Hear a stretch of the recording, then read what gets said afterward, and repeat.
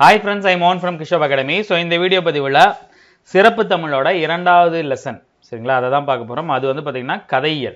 First பார்த்தது கவிதையியல் சரிங்களா. லாஸ்ட்டாக நடந்த குரூப் 4 குரூப் 2 சரிங்களா, ரெண்டுலேயுமே வந்து பார்த்திங்கன்னா இந்த பாடத்துலேருந்து கேள்வி வந்துருக்கு சரிங்களா. ரொம்ப முக்கியமான பாடம். பாடம் வந்து பார்த்திங்கன்னா சின்னதாக தான் இருக்கும், ஆனால் உள்ள கண்டென்ட் நிறைய இருக்கும் சரிங்களா. ஸோ பாடத்துக்குள்ளே போகலாம். அதுக்கு முன்னாடி முன்னுரை. தமிழில் கதை இலக்கியம் குறித்த சான்றுகள் தொல்காப்பியம் காலம் முதலே நமக்கு கிடைக்கிறது. ஸோ தொல்காப்பியம் ஒரு இலக்கண நூல். எல்லாத்துக்கும் வந்து பார்த்தீங்கன்னா அது வந்து பார்த்தீங்கன்னா ஒரு இலக்கணத்தை கொடுக்கும். ஸோ தமிழோட சிறுகதைகள் எப்போ வந்து தோன்றுச்சுன்னு வந்து பார்த்தீங்கன்னா நம்ம தொல்காப்பிய காலத்திலேயே தோன்றியிருக்கு. அது வந்து பார்த்தீங்கன்னா வடிவ நேர்த்தி எப்படி கிடைச்சிச்சு அப்படின்னு வந்து பார்த்தீங்கன்னா மேலை நாட்டினரின் தாக்கத்தால் வடிவ நேர்த்தியோடு தமிழில் சிறுகதைகள் தோன்ற ஆரம்பித்தது சரிங்களா. இலக்கணம் என்னமோ தொல்காப்பிய காலத்திலிருந்து கதைகளை பற்றி இலக்கணம், சிறுகதைகளை பற்றி இலக்கணம் நமக்கு தெரியும்.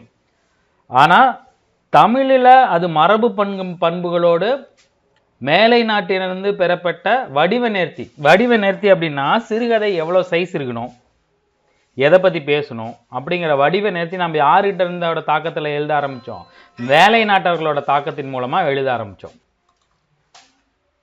சரிங்களா. ஏன்னா நம்மளுக்கு முதல் சிறுகதையோட காலம் வந்து பார்த்தீங்கன்னா 1915 தான், ஒரு 100 வருடங்களுக்கு முன்னாடி தான். தொல்காப்பியம் 2000 வருஷத்துக்கு முன்னாடி. அது இலக்கணம் சொல்லியிருக்கலாம், ஆனால் நம்ம எழுத ஆரம்பித்தது வந்து பார்த்திங்கன்னா அந்த வடிவ நேர்த்தி மேலை நாட்டிடமிருந்து தான் நம்ம பெற்றுக்கிட்டோம் சரிங்களா. ஸோ இது வந்து பார்த்திங்கன்னா அந்த பாடத்தில் வந்து பார்த்திங்கன்னா இந்த போர்ஷன் இருக்கு இல்லையா, இந்த செகண்ட் லெசன் இருக்கு இல்லையா, இதில் வந்து பார்த்திங்கன்னா இந்த 3 பகுதிகள் இருக்குது. இது ரொம்ப ரொம்ப முக்கியம். அதுக்கப்புறம் இந்த யானையின் சாவிலிருந்து ஒற்றை குரல் வரைக்கும் எல்லாமே கதைகள். கதைகள் ஒவ்வொரு கதைகளும் ஒவ்வொன்றை பற்றி பேசும், ஒவ்வொரு வடிவம் இருக்கும் சரிங்களா. சிறுகதைகள், அதுக்கப்புறம் வந்து பார்த்திங்கன்னா ஒரு பேஜ் ஒரு பேரா சரிங்களா. இந்த மாதிரி நிறைய சிறுகதைகளோட வடிவங்கள் கொடுத்து இந்த சிறுகதைகள் கொடுத்துருப்பாங்க. இதெல்லாம் நம்ம மனப்பாடம் பண்ணணும்னு அவசியம் இல்லை. இதோட ஆசிரியர் குறிப்பு ரொம்ப முக்கியம். அதுக்கப்புறம் இந்த பாடத்தோட புக் பேக் நம்ம படிச்சுக்கலாம். நான் இது எல்லாமே உங்களுக்கு இந்த 10 சிறுகதையும் வந்து பார்த்திங்கன்னா முடிஞ்ச வரைக்கும் ஒரு 2 வீடியோக்குள்ளே இல்லை ஒரு வீடியோக்குள்ளே போட்டுடலாம். யானையின் சாவுனா அந்த கதை எதை பற்றி பேசுகிறது, என்னென்ன கேரக்டர் வருது அப்படிங்கிறது எல்லாமே நம்ம ஒரே வீடியோவை பார்த்துடலாம் சரிங்களா. இதை நீங்கள் ஜெராக்ஸ் எடுத்தும் காசை வேஸ்ட் பண்ண வேணாம், அதே மாதிரி படித்தும் டைம் வேஸ்ட் பண்ண வேணாம். இப்போ நான் உங்களுக்கு சொல்கிறேன் பாருங்கள்.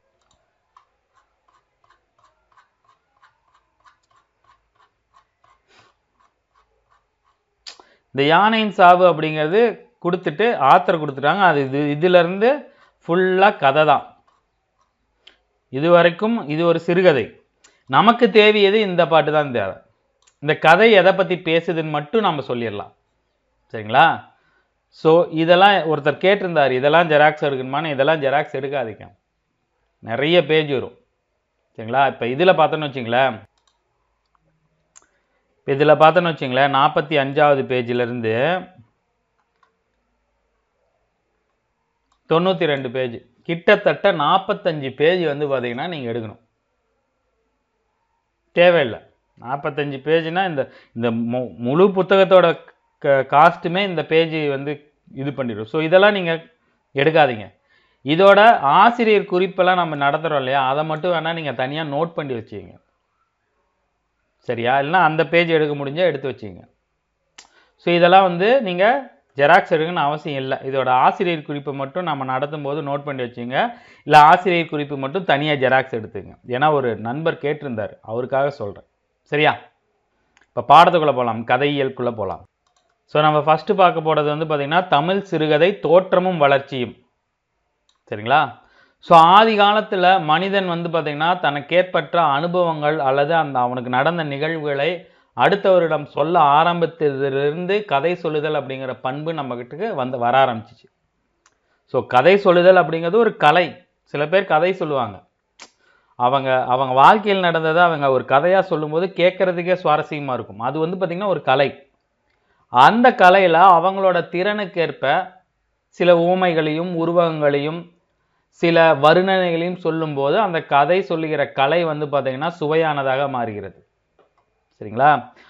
ஆரம்ப காலகட்டங்களில் தமிழ் மரபில் கதைகள் இருக்கும், நிறைய கதைகள் இருக்கும். அது எல்லாமே எப்படி வந்தது, வாய்மொழியாக வரப்பட்டது அதற்கப்புறம் உரைநடை கலந்த கதை பாடல்கள் கதைகளை தந்தன.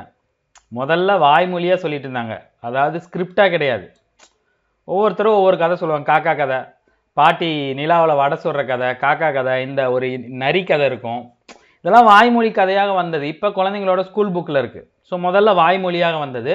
அதற்கப்புறம் கதைகள் எப்படி வந்துச்சுன்னு வந்து பார்த்தீங்கன்னா உரைநடை கலந்த கதை பாடல்கள், உரைநடையோட கதைகளாக சொல்லக்கூடிய கதை பாடல்கள் வந்துச்சு. அதற்கப்புறம் அச்சுக்கலை வந்துச்சு இல்லையா? அச்சுக்கலையும் மொழியோட வரி வடிவமும் செழுமைப்பட்ட பிறகு கதை இலக்கியம் எழுத்தில் பதிவானது. புக்கா போட ஆரம்பிச்சாங்க. சரிங்களா? ஆனா தமிழின் தொன்மையான இலக்கண நூலான தொல்காப்பியத்திலேயே கதைக்கான டெஃபினிஷன் கொடுத்துருக்காங்க. பொருள் மரபில்லா பொய்மொழியானும் பொருளோடு புணர்ந்த நகைமொழியானும். அப்படின்னா தமிழின் உரைநடை மரபை உணர்த்தும் அடிகளாக கொள்ளலாம். நோட் பண்ணிச்சிங்க, ரொம்ப முக்கியமான பாயிண்ட். பொருள் மரபில்லா பொய்மொழி, அதாவது கற்பனை கலந்த புனைவு மொழியாக, அதே மாதிரி நகைச்சுவையோட பொருளோடு இருக்கிற நகைச்சுவையாகவும் சொல்லக்கூடியதான் கதை அப்படின்னு சொல்லிட்டு தொல்காப்பியர் சொன்னதா உரையாசிரியர் விளக்கம் கொடுக்கிறார். சரிங்களா? பொருள் மரபில்லா பொய்மொழி, இதுக்கு என்ன மீனிங் அப்படின்னா கற்பனை கலந்த புனைவு மொழி. கற்பனை கலந்து நம்ம சொல்ல வேண்டிய கருத்தை கற்பனை கலந்து சொல்றது. யானையும் குருவியும் தமக்குள் நட்பு பாராட்டி கொண்டு பேசிக்கொள்வது போல அப்படின்னு ஒரு ஊமை கொடுத்துருக்காரு. யானையும் குருவியும் எங்கேயாவது ஃப்ரெண்டாக இருக்குமா? இருக்காது. யானை தலையில் அழுக்கு இருக்கும், ஏதாவது இருந்துச்சுன்னா குருவி வந்து கொத்தி தின்னுட்டு ஓடி போயிடும். அது ரெண்டும் நட்பாக பேசிக்குது அப்படின்னு சொல்லி கற்பனையை கலந்த புனைவாக சொல்கிறது தான் வந்து பார்த்திங்கன்னா கதை அப்படின்னு சொல்லி தொல்காப்பியர் சொல்லியிருக்காரு. அதே மாதிரி பொருளோடு புணர்ந்த நகைமொழி. சில கதைகள் வந்து பார்த்திங்கன்னா சிறுவரோட கதைகள் வந்து பார்த்திங்கன்னா என்ன இருக்கும்? நகைச்சுவையாக இருக்கும். ஆனால் அதுக்குள்ளே வந்து பார்த்திங்கன்னா கடைசியாக ஒரு நீதி இருக்கும், ஒரு மோரல் இருக்கும். அதுதான் வந்து பார்த்திங்கன்னா பொருளோடு புணர்ந்த நகைமொழி, உண்மை கலந்த வேடிக்கை பேச்சு அப்படின்னு சொல்லி தொல்காப்பியர் சொன்னதா உரையாசிரியர் விளக்கம் கொடுக்கிறார். ஒருவேளை இதை கொடுக்குறாங்கன்னு வச்சுங்களேன், பொருளோடு புணர்ந்த நகைமொழிக்கு எடுத்துக்காட்டு என்ன அப்படின்னு கேட்டாங்க அப்படின்னா அது கதை, சிறுகதை அல்லது கதை கொடுப்பாங்க. கதை, விடுகதை, சிறுகதை, கவிதை அப்படின்னு கொடுக்கறது கூட ஆப்ஷன் இருக்கு, இது இருக்குது, வாய்ப்புகள் இருக்குது. சரிங்களா? ஸோ நம்ம புது கவிதைன்னு எடுத்துக்கிட்டாலும் சரி, சிந்துன்னு எடுத்துக்கிட்டாலும் சரி, எல்லா தமிழ் இலக்கியம்னாவே நம்ம முதல்ல யாரை பற்றி பார்ப்போம்? பாரதியோட பங்களிப்பை தான் பார்ப்போம். அவரு தான் வந்து பார்த்திங்கன்னா தமிழிலும் கதைகளை வந்து பார்த்திங்கன்னா கொண்டு வந்திருக்காரு. சரிங்களா? மேற்கூறிய மரபிலிருந்து பாரதியார் தமது கதையை உருவாக்கினார். முதல்ல வந்த சிறுகதை வந்து பார்த்திங்கன்னா வேற. ஆனால் பாரதியார் அதற்கான ஒரு அடித்தளம் போட்டிருக்காரு. சரிங்களா? அவரோட கதையில் வந்து பார்த்திங்கன்னா காக்காய் பார்லிமெண்ட், காகங்களின் பேச்சு உண்மை கலந்த வேடிக்கை பேச்சாக இருக்கின்றன. அந்த காலத்தில் வெள்ளைக்காரன் பேசிக்கிறத வந்து பார்த்திங்கன்னா காக்காய் பார்லிமெண்ட் அப்படிங்கிற ஒரு கதையில் காக்காங்க வந்து கூடி பேசிக்கிறதா கிண்டல் பண்ண மாதிரி பாரதியார் கதை எழுதியிருக்காரு. ஸோ இதே மரபுக்கூறுகளோட இன்னொரு கதை எழுதியிருக்காரு, ஆறில் ஒரு பங்கு. ஆறில் ஒரு பங்கு. நீங்கள் தெரிஞ்சுக்க வேண்டியது பாரதியார் எழுதிய முக்கியமான சிறுகதைகள் காக்காய் பார்லிமெண்ட் அல்லது காக்காய்களுடன் பேச்சு, அதே மாதிரி ஆறில் ஒரு பங்கு. சரிங்களா? ஸோ கதை அப்படின்னா சிறுகதை அப்படிங்கிறதுக்கு நம்ம வந்து பார்த்திங்கன்னா ஸ்கூல் புக்லேயே நம்ம பார்த்துருப்போம். புதுமை பித்தனோட ஒரு கதையில் பாக்ஸ் கொடுத்து சிறுகதைனா என்ன அப்படின்னு சொல்லியிருப்பார், சிவப்பு ரிக்ஷா அப்படிங்கிற ஒரு பாடத்தில். ஸோ சிறுகதையோட எங்கேருந்து நாம் வாங்கிட்டோன்னு சொன்ன மேலை நாடுகள்லேருந்து தான் அந்த வடிவத்தை வாங்கிட்டோம். சரிங்களா? உலக சிறுகதைகள் அமைந்த வடிவத்தை பின்பற்றிய தமிழில் சிறுகதைகளும் எழுதப்பட்டன. சிறுகதைனா என்னது? ஒரு சம்பவம், ஒரு நிகழ்ச்சி, ஒரு மனநிலை, ஒரு சிக்கல், ஏதாவது ஒரு பொருளை மட்டும் எடுத்துக்கிட்டு எழுதுவது தான் வந்து பார்த்திங்கன்னா சிறுகதைன்னு அர்த்தம். இப்போ காப்பியங்கள், புதினங்கள், இதுக்கெல்லாம் வந்து பார்த்திங்கன்னா ஒரு இது இருக்கும். ஆனால் சிறுகதை அப்படிங்கிறது ஏதாவது ஒரு விஷயத்தை மட்டும் இருக்குங்க. ஏதாவது ஒரு இன்சிடெண்ட்டையோ, ஏதாவது அவங்க என்ன நினைக்கிறாங்க அப்படிங்கிறது ஒரு மனநிலையோ, இல்லை ஏதாவது ஒரு சிக்கலையோ எதையாவது எடுத்துக்கிட்டு எழுதுறதுக்கு பேர் தான் வந்து பார்த்திங்கன்னா சிறுகதை. சிறுகதை எந்த நோக்கத்தோடு எழுதப்படுகிறதோ அந்த நோக்கத்தை கொண்டே கதை செல்லுது இல்லையா, அதுக்கு பேர் தான் ஓர்மைன்னு சொல்லுவாங்க. இந்த வேர்டு ரொம்ப ரொம்ப முக்கியம், நோட் பண்ணிங்க, ஓர்மை. இதுக்கான தமிழ் மீனிங் தேடி பார்த்தேன், எனக்கு கிடைக்கல. சாரி, இங்கிலீஷில் சொன்னால் ஈஸியாக இருக்குன்னு சொல்லி தேடி பார்த்தேன், கிடைக்கல. இப்போ ஒரு கதை நடக்குது அப்படின்னா அந்த கதை எதற்காக எழுதுறானோ அதை நோக்கியே அந்த கதையோட எல்லா விஷயங்களும் போகுது இல்லையா, ஒரே யூனிட்டின்னு அர்த்தம். ஓர்மைனா யூனிட்டின்னு அர்த்தம். ஒன்னா போறதான் வந்து பாத்தீங்கன்னா ஓர்மை அப்படின்னு சொல்லுவாங்க. அது மட்டும் இல்லாம ஒரு சிறுகதை எப்படி இருக்கும், சிறுகதையோட கிளைமேக்ஸை வாசகன் வந்து யூகிக்க முடியாத மாதிரி முடிச்சாதான் அது மிகச்சிறந்த சிறுகதை. ஸோ அந்த சிறுகதையோட டர்னிங் பாயிண்ட் வந்து பார்த்தீங்கன்னா யாருமே யோசிக்க முடியாத மாதிரி ஒரு ட்விஸ்டோட அந்த சிறுகதையை முடிக்கணும். அப்பதான் அந்த சிறுகதை வந்து பார்த்தீங்கன்னா சிறந்த சிறுகதையாக திறனாய்வார்களால் மதிப்பிடப்படுகிறது. ஸோ 2 முக்கியம். வாசகன் யூகித்தறிய முடியாத ஒரு திருப்பம், ஒரு ட்விஸ்டோட முடியணும். அதே மாதிரி கதை வந்து ஓர்மையா இருக்கணும். ஓர்மை அப்படின்னா கதை சொல்லக்கூடிய கதாசிரியர் சொல்லக்கூடிய கதை அந்த நோக்கத்தை நோக்கியே கதை போகணும். எல்லா கூறுகளும் அந்த கேரக்டர் அதை நோக்கி தான் போகணும். அந்த சம்பவங்கள், அவங்க யோசிக்கிற விஷயங்கள் எல்லாமே அந்த என்ன சொல்ல வராரோ அந்த கருத்தை நோக்கி போறதுதான் சிறுகதை. சரிங்களா? இப்போ ஒரு சிறுகதை வந்து பார்த்தீங்கன்னா ஒரு தீண்டாமையை பற்றி பேசுது அப்படின்னா, உங்களுக்கு உதாரணம் சொல்லணும், ஒரு தீண்டாமையை பற்றி பேசுது அப்படின்னா இந்த தீண்டாமை எங்கே நடக்குதோ அந்த இடம், அந்த அந்த அதில் ஈடுபடக்கூடிய பாத்திரங்கள், முதன்மை பாத்திரம், துணை பாத்திரங்கள், எதிர்நிலை பாத்திரங்கள், அப்புறம் அந்த சம்பவம், அந்த முடிவு, அந்த ட்விஸ்ட் எல்லாமே அந்த கருத்தை நோக்கி தான் போகணும். எதையாவது ஒன்று பேசிவிட்டு கடைசியாக கிளைமேக்ஸில் மட்டும் அந்த கருத்தை சொல்கிற மாதிரி இருந்துச்சு அப்படின்னா மனசுக்குள்ள பதியாது. அதை தான் சொல்கிறாங்க. சரிங்களா? ஸோ இதுக்கப்புறம் வர்றதெல்லாம் ரொம்ப முக்கியங்க. தமிழில் மேற்கூறிய சிறுகதைக்கான வடிவ அமைதியுடன் வெளிவந்த முதல் சிறுகதை. சிறுகதைனா எப்படி இருக்கணும், ஒரு சம்பவம், ஒரு மனநிலை, ஒரு நிகழ்வு, எதையாவது ஒரு சிக்கல் எடுத்துட்டு பேசணும் இல்லையா, இந்த மாதிரி வடிவ அமைதியுடன், வடிவ ஒழுங்குடன், அமைப்புடன் தமிழில் வெளிவந்த முதல் சிறுகதை வந்து பார்த்தீங்கன்னா குளத்தங்கரை அரசமரம். அதை எழுதியவர் வ.வே.சு. சுப்பிரமணியம்னு சொல்லுவாங்க. அவரோட முழு பேர் என்னன்னு வந்து பார்த்தீங்கன்னா வரகநேரி வெங்கடேச சுப்பிரமணியம். வ.வே. சுப்பிரமணியம்னு சொல்லுவாங்க, இல்லை வ.வே. சுப்பிரமணிய ஐயர்னு சொல்லுவாங்க. ஆனால் அவரோட முழு பேர் வரகநேரி வெங்கடேச சுப்பிரமணியம். அவர் எழுதிய முதல் சிறுகதை வந்து பார்த்தீங்கன்னா குளத்தங்கரை அரசமரம். வருஷம் வந்து பார்த்தீங்கன்னா 1915. நிறையா பேத்துக்கு டவுட் வரும், முதல் புதினம் வேற முதல் சிறுகதை வேற. முதல் புதினம் பிரதாப முதலியார் சரித்திரம், அதை எழுதியவர் மாயூரம் வேதநாயகர். முதல் சிறுகதை வந்து பார்த்தீங்கன்னா குளத்தங்கரை அரசமரம். இதை எழுதியவர் வந்து பார்த்தீங்கன்னா வெங்கடேச சுப்பிரமணியர். 1915. அது 1876 சம்திங் வரும். சரிங்களா? இந்த சிறுகதை எதை பற்றி பேசுனா, ஒரு குளத்தங்கரையில் இருக்கிற ஒரு அரச மரம் என்ன பண்ணுறோம், அங்கே போகிற வரவங்களை பற்றிலாம் பேசிக்கிட்டு இருக்கிற மாதிரி இந்த சிறுகதை இருக்கும். ஸோ சமகால சிக்கலை நுட்பமாக இந்த சிறுகதை பேசி சொல்லும். முதல் சிறுகதையே சமுதாய சிக்கலை பேசக்கூடிய சிறுகதையாக அமைஞ்சிருக்கு. இதே மாதிரி இவர் காலகட்டத்திலேயே வந்து பார்த்தீங்கன்னா மாதவையான்னு ஒருத்தர் எழுதியிருந்தார். அவரோட சிறுகதைகளும் வந்து பார்த்தீங்கன்னா தொடக்க கால சிறுகதைகளாக அறியப்படுகிறது. இந்த சிறுகதை படைப்பாளர்களை நம்ம 5 தலைமுறையாக பிரிக்கலாம். ரொம்ப ரொம்ப முக்கியம். எத்தனை தலைமுறையாக பிரிக்கலாம்? 5 தலைமுறை. முதல் தலைமுறை வந்து பார்த்தீங்கன்னா மணிக்கொடி காலம்னு சொல்லுவாங்க. அதுதான் குரூப் 2ல கேட்டாங்க. அதே மாதிரி குரூப் 4ல ஒரு கேள்வி வந்துச்சு, தமிழில் நவீன இலக்கியத்தை தொடக்கத்திலேயே செழுமைப்படுத்தியவர் யாருன்னு வந்து கேள்வி வந்துச்சு. யாரு? இது அப்படியே எடுத்து கேள்வி வச்சிருந்தாங்க. யாருன்னு வந்து பார்த்தீங்கன்னா புதுமைப்பித்தன். புதுமைப்பித்தனை சிறுகதை மன்னர் அப்படின்னு சொல்லுவாங்க. மனித எந்திரம்னு சொல்லிட்டு 11th 12th வந்து பார்த்தீங்கன்னா ஒரு சிறுகதை கூட கொடுத்துருப்பாங்க. ரொம்ப சூப்பராக இருக்கும். ஒருத்தர் ரொம்ப நாளாக ஒருத்தன் கடையில் வேலை செஞ்சுட்டு இருப்பான். எவ்வளோ நாள் இவ்வளோ வேலை செஞ்சது, நம்ம கடையோட பணம் இருக்குது, எடுத்துகிட்டு போயிடலாமா அப்படின்னு யோசிச்சுக்கிட்டு அவன் எடுத்துகிட்டு போகிறானா இல்லையா, அங்கே என்ன நடக்குது, மறுபடியும் கொண்டு வந்து கொடுத்துட்டுவான். ஸோ அந்த கதையை படிக்கும்போதே உங்களுக்கு வந்து பார்த்தீங்கன்னா கதை ஒன்றை நோக்கி தான் போகும். அவனோட அந்த அந்த அந்த கடையில் வேலை செய்கிற ஒரு ஊழியரோட மனநிலை எப்படி இருக்குது, எப்படிலாம் மாறுதுங்கிறத பற்றி சொல்லக்கூடியதான் வந்து பார்த்திங்கன்னா அந்த சிறுகதை. ஸோ இந்த மாதிரியான புது புது உத்திகளை இவர் வந்து பார்த்திங்கன்னா கையாண்டிருப்பார். ஸோ தமிழில் நவீன இலக்கியத்தை தொடக்கத்திலேயே செழுமைப்படுத்தியவர் யாருன்னு வந்து பார்த்திங்கன்னா புதுமைப்பித்தன். ரொம்ப ரொம்ப முக்கியம். ஆல்ரெடி கேட்டாங்க. அவரது சமகால எழுத்தாளர்கள் யாராருன்னு வந்து பார்த்திங்கன்னா இவங்க தான். பிச்சமூர்த்தி, மௌனி, கூபா ராஜகோபாலன், பி.எஸ். ராமையா, சிதம்பர சுப்பிரமணியன். இவங்க எல்லாமே வந்து பார்த்தீங்கன்னா முதல் தலைமுறை. ஒவ்வொரு தலைமுறைகளோட பேரையும் நான் வச்சுக்க மனப்பாடம் பண்ண முடியலனா கூட படித்து 2-3 தடவை வாசிங்கன்னா வந்துடும். புதுமைப்பித்தன், பிச்சமூர்த்தி, மௌனி, கூப்பாரா, பி.எஸ். ராமையா, சிதம்பர சுப்பிரமணியன், கல்கி, பார்த்தசாரதி, இவங்க எல்லாமே முதல் தலைமுறை. சரிங்களா? இவங்க எல்லாமே முன்னோடிகள். ஸோ இவங்க எல்லாத்தையும் இவர்களோட காலம் வந்து பார்த்தீங்கன்னா மணிக்கொடி காலம்னு சொல்லுவாங்க. ஏன்னா இவங்க எல்லாமே மணிக்கொடி அப்படிங்கிற ஒரு இதழில் வந்து பார்த்தீங்கன்னா எழுதியிருப்பாங்க. அதனால இவங்க வந்து பார்த்தீங்கன்னா மணிக்கொடி காலம் அப்படின்னு சொல்லுவாங்க. சரிங்களா?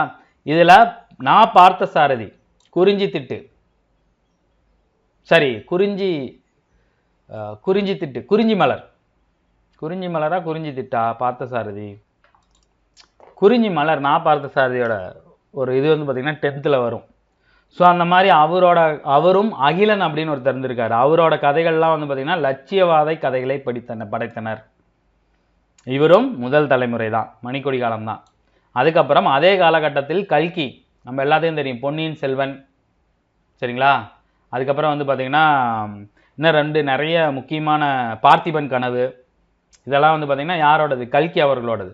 அவர்களோட சிறுகதைகள்லாம் எதை நோக்கி இருக்கும் கதைகள்னா பொழுதுபோக்கு தன்மை கொண்ட கதைகளை கொடுத்திருப்பார். ரொம்ப ரொம்ப முக்கியம். ஸோ மணிக்கொடி காலம்னா முதல் தலைமுறை. அதில் தொடக்கத்திலேயே செழுமைப்படுத்தியவர் புதுமைப்பித்தன். புதுமைப்பித்தனோட காலத்தில் இருந்தவங்க யார் யாருன்னு வந்து பார்த்தீங்கன்னா பிச்சமூர்த்தி, மௌனி, கூப்பா ராஜகோபாலன், PS ராமையா, சிதம்பர சுப்பிரமணியன், பார்த்தசாரதி, அகிலன், கல்கி. சரிங்களா? இவங்க எல்லாமே எதில் எழுதுனாங்க? மணிக்கொடி அப்படிங்கிற இதில் எழுதுனால இவங்களோட காலம் மணிக்கொடி காலம்னு சொல்லுவாங்க. பார்த்தசாரதியும் அகிலன் அவர்களும் புகழ்பெற்ற லட்சியவாத கதைகளை படைத்திருப்பாங்க. கல்கியோட கதைகள்லாம் எதை நோக்கி இருக்கும்? பொழுதுபோக்கு தன்மையை நோக்கி இருக்கும். கேள்வி வரலாம், எப்படி வரும்? கீழ்கண்டவற்றில் யாரோட கவிதைகள் பொழுதுபோக்கு தன்மை நிறைந்தது அப்படின்னு வரும். யாரு? கல்கி அவர்கள். சரிங்களா? அடுத்து வந்து பார்த்தீங்கன்னா இரண்டாம் தலைமுறை. இரண்டாம் தலைமுறை வந்து பார்த்தீங்கன்னா புதுமைப்பித்தனை தொடர்ந்து அடுத்து வந்தவங்க வந்து பார்த்தீங்கன்னா ராமாமிர்தம், கானா சுப்பிரமணியம், சிசு செல்லப்பா, MV வெங்கட்ராம், R சண்முக சுந்தரம். சரிங்களா? இவங்கெல்லாம் வந்து பார்த்தீங்கன்னா இரண்டாம் தலைமுறை. இரண்டாம் தலைமுறையில் வந்து பார்த்தீங்கன்னா எழுத்து காலம்னு நினைக்கிறேன். எழுத்துங்கிற இதில் வந்து பார்த்தீங்கன்னா இவங்க சிசு செல்லப்பாலாம் வருவாங்க. இதில் கொடுக்கல, ஸோ அதனால் விட்டுருங்க. சரிங்களா? இவங்களோட கதைகள் எப்படி இருக்குன்னா சமரசம் இல்லாத சமூக விமர்சன கதைகள். கேள்வி எப்படி வரும் அப்படின்னா எந்த தலைமுறை கதைகள் சமரசம் இல்லாத சமூக விமர்சன கதைகளை கொண்டு எழுந்தது அப்படின்னு வந்து பார்த்தீங்கன்னா இரண்டாம் தலைமுறை. சரிங்களா? அடுத்து இரண்டாம் தலைமுறை காலகட்டங்களில் பெண் கதையாசிரியர்களும் நிறைய பேர் வந்தாங்க. பெண்களால் எழுதப்படும் பெண்ணுலக சித்தரிப்பு கதைகளை எழுதியவர் வந்து பார்த்தீங்கன்னா குமுதினி, DB ராஜலட்சுமி, சரஸ்வதி அம்மாள், இவங்க எல்லாமே. ஸோ இரண்டாம் தலைமுறையை பற்றி நம்மளுக்கு குறிப்புகள் கம்மியாக தான் இருக்குது. அதுக்கப்புறம் தான் ரொம்ப ரொம்ப முக்கியம். மூன்றாம் தலைமுறை தான் இருக்கிறதுலே ரொம்ப முக்கியம். ஏன்னா மூன்றாம் தலைமுறையோட காலகட்டத்தில் தான் வந்து பார்த்தீங்கன்னா இந்த கதை அப்படிங்கிறது உச்சத்தை தொற்றது. கதையோட இதில் வந்து பார்த்தீங்கன்னா வேகம் பிடித்தது வந்து பார்த்தீங்கன்னா மூன்றாம் தலைமுறை உச்சத்தை தொட்டது. இதற்கப்புறம் வந்து பார்த்தீங்கன்னா ஒரு 10 கவிஞர்களை பற்றி கதையாசிரியர் பற்றி கொடுத்துருப்பாங்க. அது எல்லாத்தையுமே வந்து பார்த்தீங்கன்னா தனித்தனியாக நோட்ஸ் எடுத்து வச்சுங்க. சரிங்களா? ஏன் அப்படின்னா நான் சொல்கிறேன். இப்போ வந்து பார்த்தீங்கன்னா எளிய நுட்பமான மனிதர்களின் பண்பு நலன்களை நுட்பமாக பதிவு செய்தவர் கு. அழகிரிசாமி. இதே மாதிரி நிறைய ஆத்தர் கொடுத்துருக்காங்க. ஒவ்வொரு ஆத்தரும் ஒவ்வொரு தளத்தில் கதைகள் எழுதியிருக்காங்க. கேள்விகள் எப்படி வரும்னா எளிய மனிதர்களின் பண்பு நலன்களை நுட்பமாக பதிவு செய்தவர் யார் அப்படின்னு கேட்பாங்க. யாருன்னு வந்து பார்த்தீங்கன்னா கு. அழகிரிசாமி. நம்மளுக்கு வந்து பார்த்தீங்கன்னா ஸ்கூல் புக்கில் ஒரு கதை இருக்கும், ஒருவன் இருக்கிறான் அப்படிங்கிற ஒரு கதை இருக்கும். நீங்கள் பார்த்துருப்பீங்க. பக்கத்து வீட்டுக்கு ஒரு நோயாளி வருவான், இரும்பிக்கிட்டே இருப்பான். இந்த பக்கத்து வீட்டில் இருக்கிற பணக்காரன் என்ன பண்ணுவான்?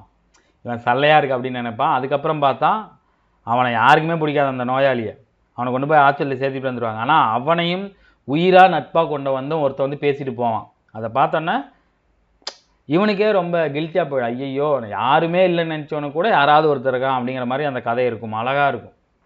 ஸோ அந்த மாதிரி கதைகள் எளிய மனிதர்களின் பண்பு நலன்களை நுட்பமாக பதிவு செய்தவர் யாருன்னு வந்து பார்த்தீங்கன்னா அழகிரிசாமி.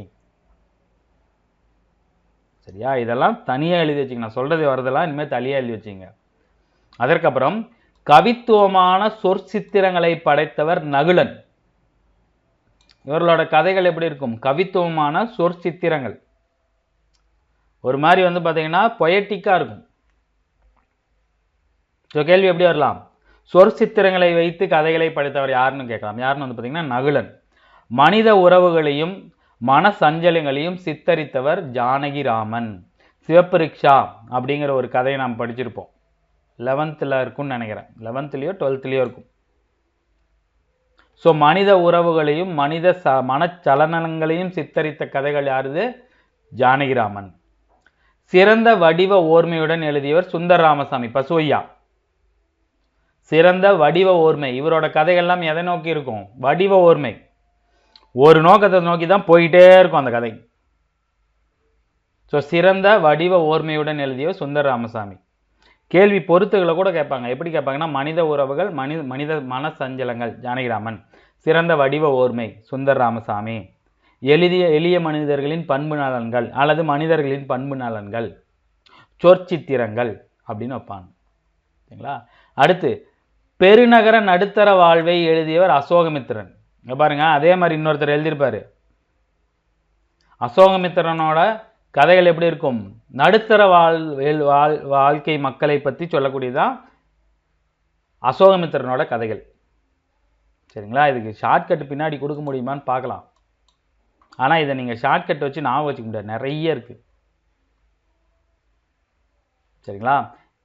ஸோ இது வரைக்கும் பார்ப்போம். நாம் இங்கே பாருங்க, ஆரம்பத்தில் செழுமைப்படுத்தியவர் புதுமைப்பித்தன், லட்சியவாத கதைகள் பார்த்தசாரதி அகிலன், பொழுதுபோக்கு தன்மை கல்கி, சமரசமில்லாத சமூக விமர்சன கதைகள் 2ஆம் தலைமுறை, உச்சமடைந்தது 3ஆம் தலைமுறை, எளிய மனிதர்களின் பண்பு நலன்களை நுட்பமாக பதிவு செய்தவர் அழகிரிசாமி, கவித்துவமான சொற்சித்திரங்கள் நகுலன், மனித உறவுகள் மனித சலங்கள் ஜானகிராமன், சிறந்த வடிவ ஓர்மை சுந்தர ராமசாமி, பெருநகர நடுத்தர வாழ்வு 2 இருக்கு. பெருநகரத்தில் இருக்கு, சிறுநகரத்தில் இருக்கு, கிராமத்தில் இருக்கு. ஸோ பெருநகர நடுத்தர வாழ்வை பேசியவர் பார்த்தீங்கன்னா அசோகமித்திரன். சரிங்களா? வலியும் அவமானமும் நிறைந்த வாழ்வியலை பதிவு செய்தவர் ஜி நாகராஜன். சரிங்களா? தனது கிராமிய பின்புலத்தை களமாக்கி வட்டார மொழினாவே யாரு? கீரா, கோபாலபுர கிராமம். சரிங்களா? பெருநகர வாழ்வை பெரிதும் எழுதியவர் பார்த்தசாரதி. இங்க பாருங்க, பெருநகர வாழ்வின் நடுத்தர வாழ்வுனா அசோகமித்திரன், பெருநகர வாழ்வு அப்படின்னா இந்திரா பார்த்தசாரதி. சரிங்களா? கற்பனை தவிர்த்த இயல்புவாத படைப்புகள் நீலபத்மநாபன். சரிங்களா? இது வரைக்கும் இதுக்கு ஷார்ட்கட் ஏதாவது நம்ம இது பண்ணலாமா? ஸோ எளிய மனிதர்களின் பண்பு நலன்களை நுட்பமாக பேசுகிற அழகிரிசாமி. எளிய மனிதர்களோட பண்பு நல்லா இருந்துச்சுன்னா அவங்க எப்படி தெரிவாங்க? அழகா தெரிவாங்க. எப்படி? அழகா தெரிவாங்க. எளிய மனிதர்களோட பண்பு நலன்கள் நல்லா இருந்துச்சுன்னா அவங்க அழகா தெரிவாங்க. அழகிரிசாமி. சரிங்களா? சொற்சித்திரங்கள் நகுலன். சொற்சித்திரங்கள் அப்படியே இந்த ஆக்டர் நகுல் இருக்கார் இல்லையா, ஆக்டர் நகுல் என்ன பண்ணுவார்? இந்த காதல் இந்த படத்தில் பார்த்தீங்கன்னா கவிதையாக எழுதுவார். சொற்சித்திரம் அப்படியே அந்த சொல்லிலேயே அப்படியே கவிதை மாதிரி எழுதுவார். ஸோ சொற்சித்திரம்னா ஆக்டர் நகுலன், காதல் இந்த நகுலன் அப்படின்னு வந்துடணும். நகுலன் சொற்சித்திரங்களை வச்சு கதை எழுதுவார், லெட்டர் எழுதுவார். ஸோ நகுலன். மனித உறவுகளையும் மனச்சஞ்சலங்களையும் சித்தரித்தவர் ஜானகிராமன். ஜானகி, இந்த சிங்கர் ஒருத்தவங்க இருப்பாங்க, ஜானகின்னு இருப்பாங்க. ஸோ ஜானகியோட பாடல்கள்லாம் எப்படி இருக்கும்? மனித உறவுகளை அப்படியே நம்ம அந்த பாட்டை கேட்டாலே மன சஞ்சலமாயிடும். நம்ம அப்பா அம்மாவை பற்றி நம்மளோட உறவுகளை பற்றி நினைக்கிற மாதிரி இருக்கும். ஸோ அதான் பார்த்தீங்கன்னா ஜானகிராமன். ஸோ மனித உறவுகள் மனச்சஞ்சலங்கள் பற்றி பாடல் பாடுறது யாராக இருக்கும்? ஜானகி. ஜானகி பாட்டை கேட்டாலே நம்மளோட மனம் சஞ்சலமாக இருக்கும். அம்மா அப்பாவை, ஒய்ஃபை, குழந்தைங்களை, ஹஸ்பண்டை, அண்ணன் தம்பி தங்கச்சி எல்லாத்தையும் நினைக்க சொல்லும், மனித உறவுகளை நினைக்க சொல்லும். ஸோ அதான் பார்த்தீங்கன்னா ஜானகிராமன், ஜானகியோட சாங்கு. சரிங்களா? சிறந்த வடிவ ஓர்மை. ஓர்மை அப்படின்னு ஞாபகம் வச்சுங்க. ஓர்மை அப்படின்னா, ஸோ வடிவ ஓர்மை அப்படின்னா வடிவ ஓர்மைனா வடிவ எருமைன்னு ஞாபகம் வச்சுக்க. ஒருத்தரோட வடிவத்தை வச்சு அவங்கள எருமை அப்படின்னு கிண்டல் பண்ணுறவங்களாம் யார் விடமாட்டா? ராமசாமி, ஈவேரா ராமசாமி விடமாட்டாரு. ஸோ அதான் சுந்தர ராமசாமி ஞாபகம் வச்சுக்கணும். உங்களுக்கு தெரிஞ்ச மாதிரி ஷார்ட்கட் இது, எனக்கு தெரிஞ்ச மாதிரி சொல்கிறேன். சரிங்களா? ஸோ அடுத்து பெருநகர வாழ்வை நடுத்தர வாழ்வை பேசியவர் அசோகமித்திரன்.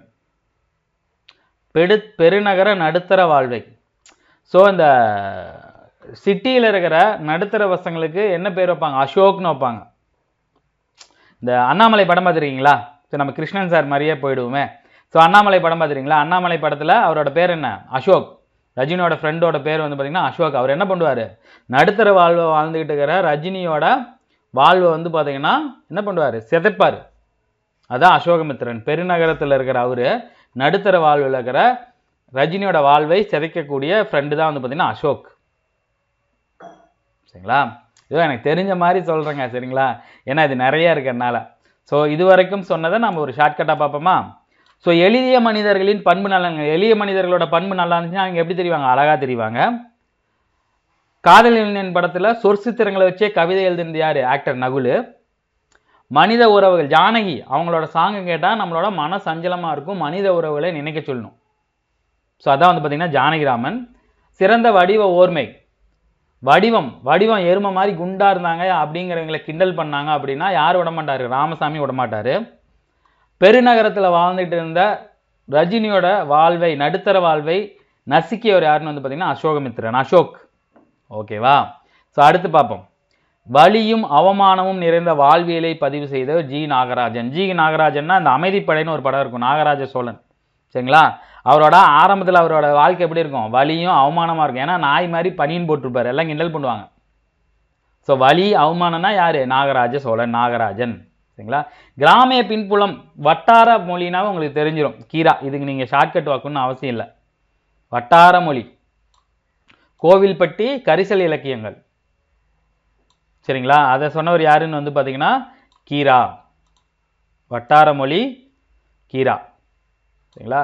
பெருநகர வாழ்வை பெரிதும் எழுதியவர் இந்திரா பார்த்தசாரதி. பெருநகர வாழ்வை, அதாவது இந்த பெருநகரத்தில் சிட்டியில் வாழ்கிற லேடிஸ்லாம் என்ன பண்ணுவாங்க? அவங்க பேருக்கு பின்னாடி அப்பா பேரையோ புருஷன் பேரையோ போட்டு ஸ்டைலாக சொல்லுவாங்க. அவங்க பாருங்க, இந்திரா அப்படிங்கிறது இந்திரா பார்த்தசாரதி. இந்த மாதிரி கல்ச்சர் எங்கே இருக்கும்? பெருநகரத்தில் தான் இருக்கும். பெருநகர வாழ்வியில் தான் இருக்கும். அப்படி நான் வச்சுங்க. எப்படி? இந்திரா பார்த்தசாரதி. ஸோ பெருநகர வாழ்வியில் நடுத்தர வாழ்வு அப்படின்னு வந்துட்டாவே அசோக்கு, அண்ணாமலை படம். பெருநகர வாழ்வில் பெரிதும் எழுதியவர் யாருன்னு வந்து பார்த்தீங்கன்னா இந்திரா பார்த்தசாரதி தான். பெருநகரத்தில் அவங்க என்ன பண்ணுவாங்க? லேடிஸ்லாம் அவங்க ஹஸ்பண்ட் பேரையோ அப்பா பேரையோ சேர்த்து வச்சு தான் எழுதுவாங்க. இந்திரா பார்த்தசாரதி ஸ்டைலாக இருக்க மாதிரி. சரிங்களா? அடுத்து கற்பனை தவிர்த்த இயல்புவாத படைப்பு பத்மநாபன். நீல பத்மநாபன். இதை நாம் எப்படி வந்து ஷார்ட்கட் வைக்கிறது? சரிங்களா? சரி, ரைட்டு, இதை விடுங்க, நம்ம அடுத்து பார்ப்போம். குழந்தை உளவியலை கதைகளாக்கிய சார்வாகன். சார்னா கார்னு வச்சுங்க. கார் பொம்மை குழந்தைங்களுக்கு ரொம்ப பிடிக்கும்.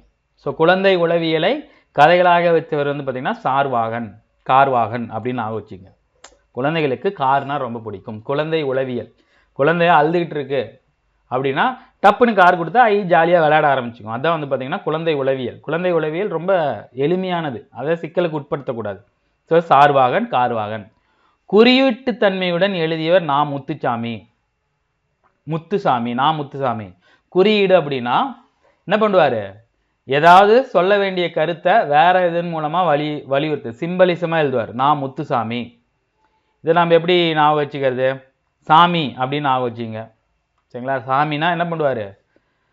இவர் வந்து பார்த்திங்கன்னா அந்த சாமி படத்தில் விக்ரம் வந்து அவர் வந்து ரொம்ப மோசமான போலீஸு, எதுக்குமே அடங்க மாட்டேன், முரட்டுத்தனமான போலீஸுங்கிறத டைரெக்டாக சொல்லாமல் அவர் எப்படி சொல்லுவார்?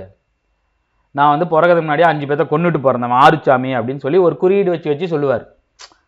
6ஆவதா பிறந்தேன் அப்படிங்கிறத குறியீடு வச்சு சொல்லுவார். அதான் வந்து பார்த்தீங்கன்னா முத்துச்சாமி, சாமி அப்படின்னு நான் வச்சுங்க.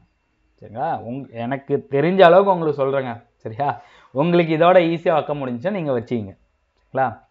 யாராவது ஒருத்தர் நீங்கள் என்ன பண்ணுங்க அப்படின்னா, இதையே நம்ம வந்து பார்த்தீங்கன்னா நம்ம மக்கள்லாம் என்ன பண்ணுங்க, உங்களுக்கு தெரிஞ்ச ஷார்ட்கட்டை யூஸ் பண்ணி கமெண்ட் பண்ணுங்க. அதை பார்க்குறவங்க அவங்களுக்கு எது தேவையோ எழுதி வச்சுக்கிட்டோம். சரிங்களா? அடுத்து வறுமையை சித்தரித்த மாதவன். ஸோ ஆர் மாதவன்னா ஆக்டரு. அவர் ஆக்டர் ஆகிறதுக்கு முன்னாடி எப்படி இருந்தார்? வறுமையில் இருந்தார். ஆக்டர் ஆனதுக்கு அப்புறம் தான் அவர் பணம் சம்பாரிச்சு காரு பைக்குன்னு வாங்க ஆரம்பிச்சார். சரிங்களா? வறுமைன்னா உங்களுக்கு யார் வந்துடும்? மாதவன். அவர் அந்த ஆக்டர் பேர் மாதவன் பேர் ஆர் மாதவன் தான். ஸோ ஆரம்பத்தில் வறுமையில் இருந்தார், படத்தில் நடித்து மனகாரர் ஆகிட்டார். வறுமையை சித்தரித்தவர் ஆர் மாதவன். சரிங்களா? நாஞ்சில் நாட்டுனா குமரி நாட்டு மக்களின் வாழ்வியலை பதிவு செய்தவர் அரங்கநாதன். அரங்கநாதன். சரிங்களா? அரங்கநாதன். மக்கள். நாஞ்சில் நாடு. நாஞ்சில்னா என்னது? சரி, நாஞ்சில்னா நஞ்சின்னு வச்சுங்க. நாஞ்சில்னா நஞ்சி. சரிங்களா? ஸோ நஞ்சி அப்படின்னா எங்க இருக்கும்? நாகப்பாம்பு கிட்ட தான் இருக்கும். ஸோ நாதன், அரங்கநாதன். எப்படி? நாஞ்சில்னா நஞ்சி. நாஞ்சில் நாடுனா குமரி நாடுன்னு உங்களுக்கு தெரியும். ஸோ நஞ்சி, நாஞ்சில்னா நஞ்சி. நஞ்சினா உங்களுக்கு யார் நாம வந்துடணும்? நாதம் வந்துடணும். அரங்கநாதன். சரியா? அடுத்து, ஒரு பார்வையாளனாக வாழ்வை நேரடியாக பதிவு செய்தவர் கரிச்சான் குஞ்சி. கரிச்சான் குஞ்சி ரொம்ப வித்தியாசமான பேரா இருக்கு இல்லையா? ஸோ பார்வையாளனாக இந்த குழந்தைங்க இருக்கு இல்லையா, குட்டி குட்டி குழந்தைகள் என்ன சொல்லுவாங்க? குஞ்சு குழந்தைங்க.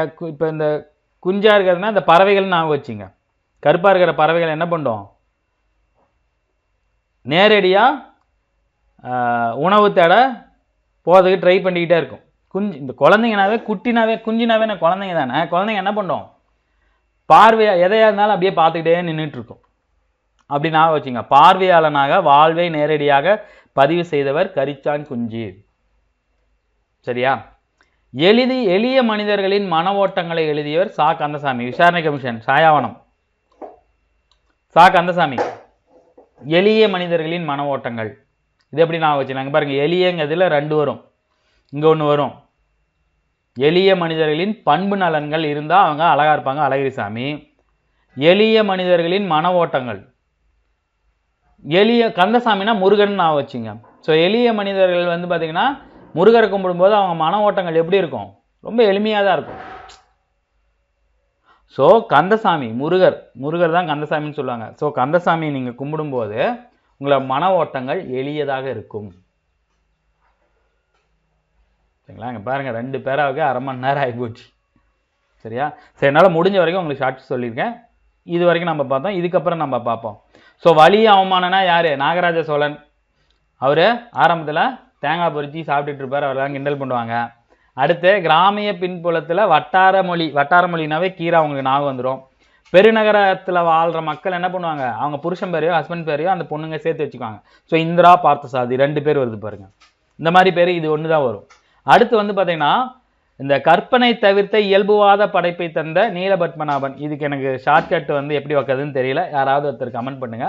குழந்தை உளவியல் ரொம்ப சிம்பிள். கார் கொடுத்தா என்ன பண்ணோம்? ஜாலி ஆகிடும். அதான் சார்வாகன், கார்வாகன் நான் வச்சுங்க. அது குறியீட்டு தன்மை. ஆறுசாமி, முத்துசாமி குறியீடு வச்சு தான் சொல்லுவார். நான் போலீஸில் பொறுக்கிம்பார். அப்படின்னா மீனிங் என்ன? நான் ரூல்ஸு கட்டுப்பட மாட்டேன்.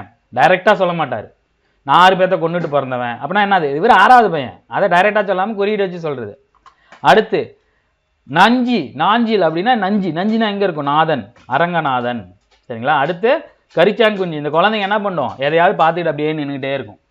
ஸோ அதான் வந்து பார்த்தீங்கன்னா கரிச்சான் குஞ்சு. நேரடியாக பதிவு செய்த. அடுத்து எளிய மனிதர்களோட மன ஓட்டங்கள் ரொம்ப எளிமையாக மாறுறது எப்போ?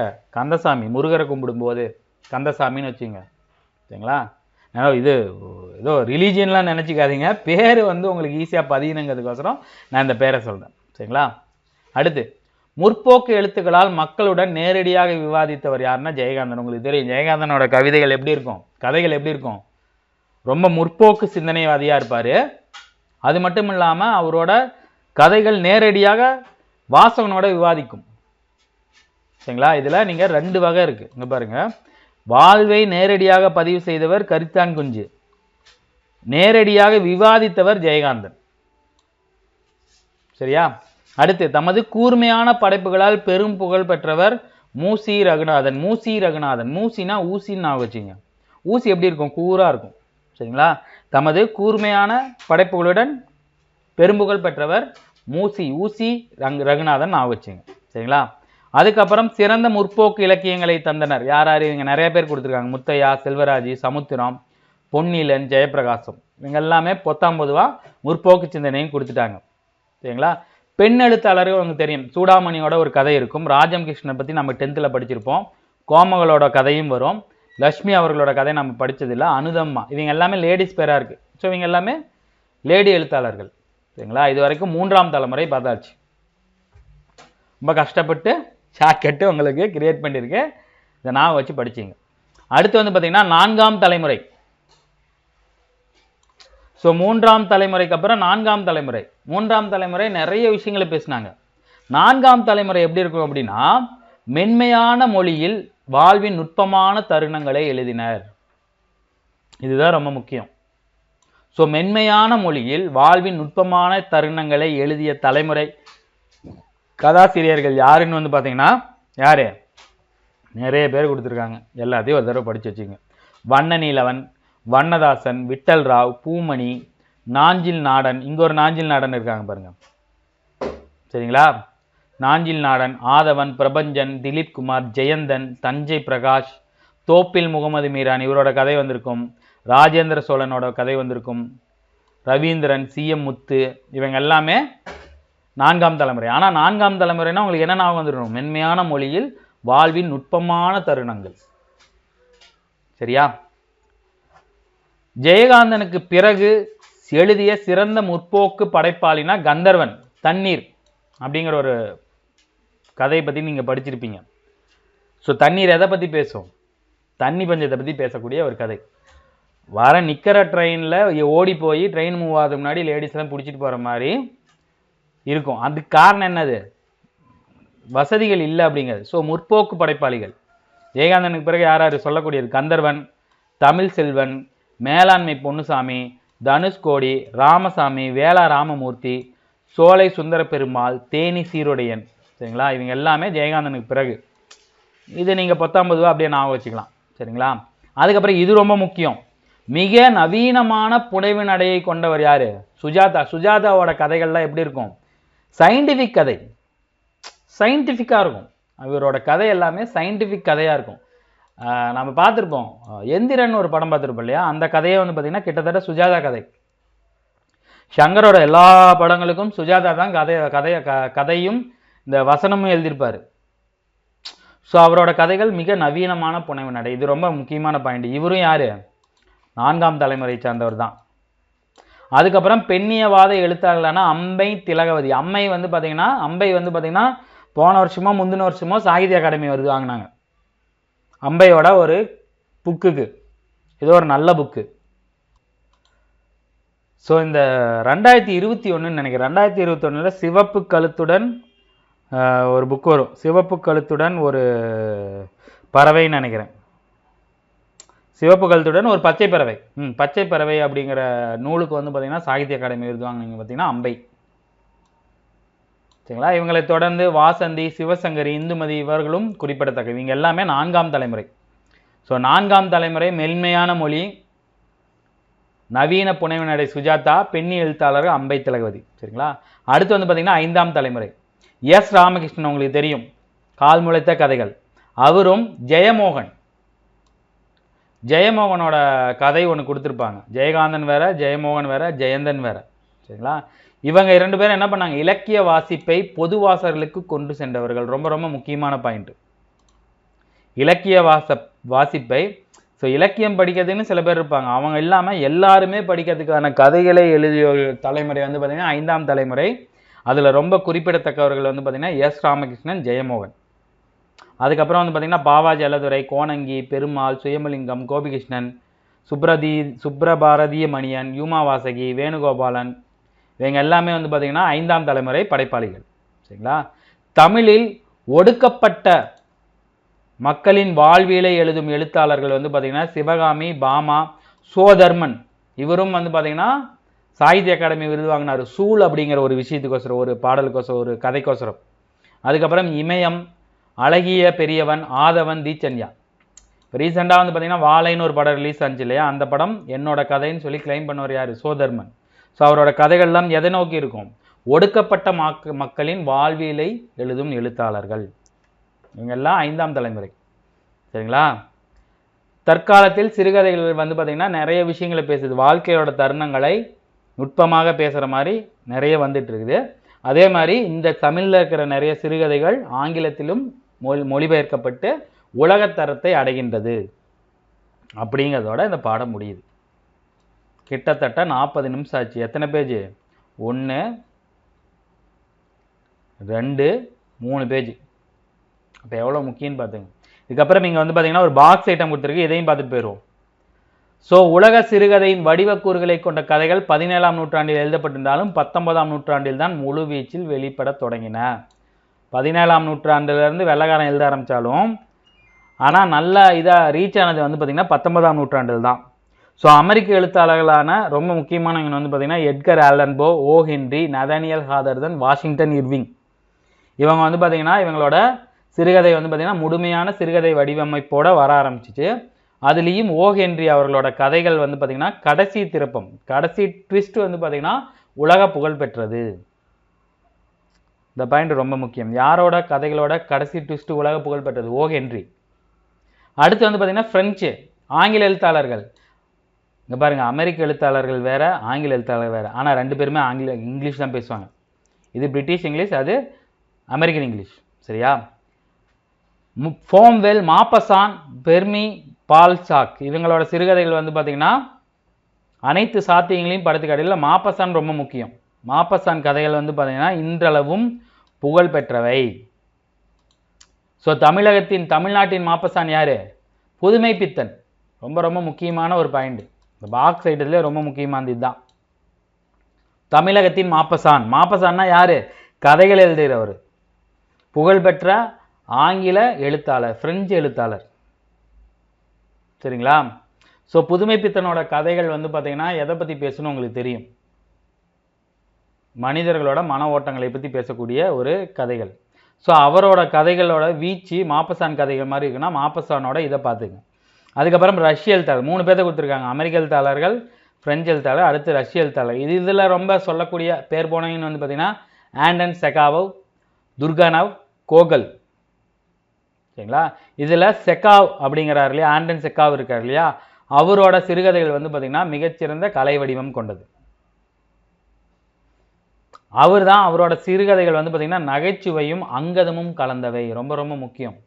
யாரோட சிறுகதைகள் நகைச்சுவையும் அங்கமும் கலந்தது அப்படின்னு கேட்டாங்க அப்படின்னா யார்? செகாவ்.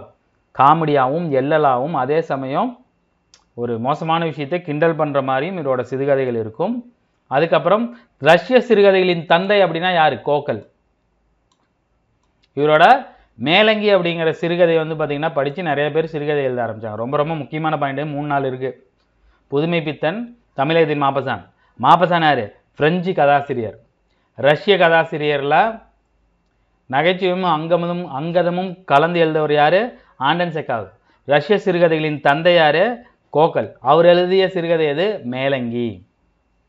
யாரோட கதைகளோட கடைசி திருப்பம், லாஸ்ட் ட்விஸ்ட்டு உலக புகழ் வாய்ந்தது? ஓ ஹென்றி. அவர் அமெரிக்க எழுத்தாளர். சரியா? ஸோ இதோட வந்து பார்த்திங்கன்னா இந்த பாடம் முடியுது. சரிங்களா? ஒரு 3 பேஜுக்கே நம்மளுக்கு வந்து பார்த்திங்கன்னா 3/4 மணி நேரம் ஆகிப்போச்சு. நீங்கள் படிக்கிறதும் எவ்வளோ நேரம் ஆகும்னு பார்த்துங்க. ஆனால் இதில் நான் இந்த ஷார்ட்கட் வச்சு சொன்னேன் இல்லையா, இந்த பேரா, இந்த பேரா, இந்த பேரா, இது எல்லாமே ரொம்ப ரொம்ப முக்கியம். சரியா? ஸோ இந்த வீடியோ பதிவு உங்களுக்கு பயனுள்ளதாக இருக்கும்னு நினைக்கிறேன். இதே மாதிரி இந்த பாடத்தோட அடுத்த வீடியோவில் நம்ம சந்திப்போம். தேங்க்யூ.